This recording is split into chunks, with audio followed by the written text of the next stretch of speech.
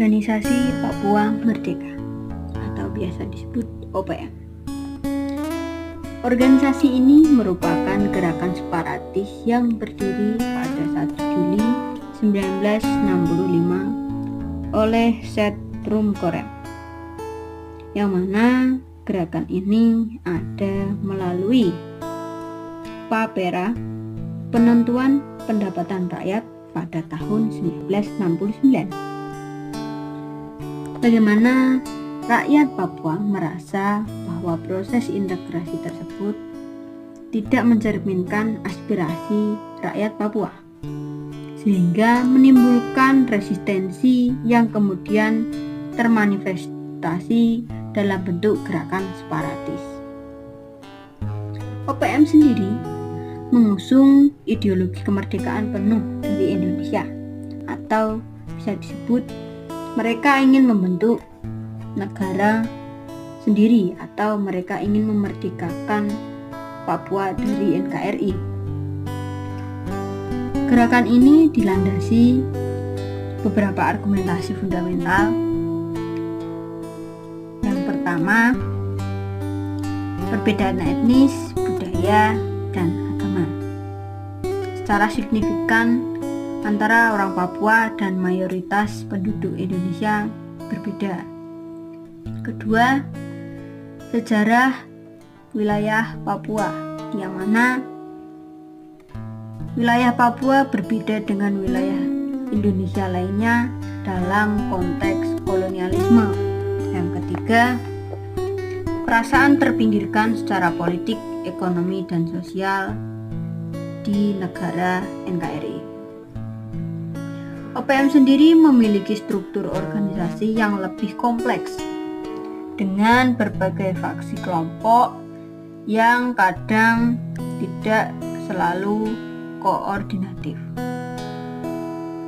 Organisasi ini memiliki sayap politik yang beroperasi di luar negeri, terutama negara-negara Pasifik dan Eropa, serta memiliki sayap militer yang beroperasi di Papua. Mereka memiliki strategi mencakup berbagai aspek seperti diplomasi internasional untuk mendapatkan pengakuan dan dukungan dari negara-negara lain, terutama di kawasan Pasifik. Kedua, ada perlawanan senjata dalam skala terbatas terhadap aparat keamanan pemerintahan Indonesia. Yang ketiga, kampanye media internasional untuk menyuarakan isu Papua. Dan ada upaya membangun solidaritas dengan kelompok-kelompok pro kemerdekaan Papua di dalam dan luar negeri. Pemerintah Indonesia sendiri merespon gerakan ini dengan berbagai pendekatan. Pada masa Orde Baru, pendekatan militer dan keamanan menjadi dominan dengan dilakukannya operasi militer untuk menumpas gerakan separatis. Akan tetapi, sejak masa reformasi, pemerintah mulai mengadopsi pendekatan yang lebih komprehensif, termasuk dialog politik, pengembangan ekonomi, dan pemberian otonomi khusus kepada Papua melalui Undang-Undang Nomor 21 Tahun 2001.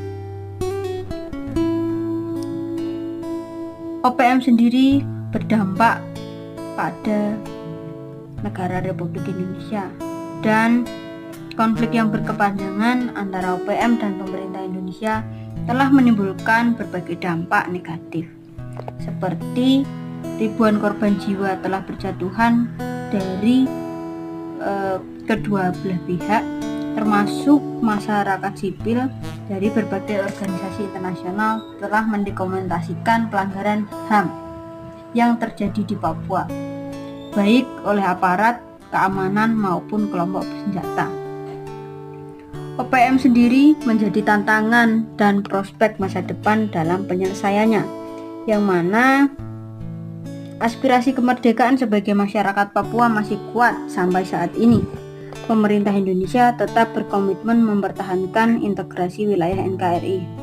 Upaya-upaya damai seperti dialog Jakarta-Papua, pembangunan infrastruktur, peningkatan kesejahteraan rakyat, dan perlindungan hak-hak masyarakat Papua terus dilakukan hingga saat ini.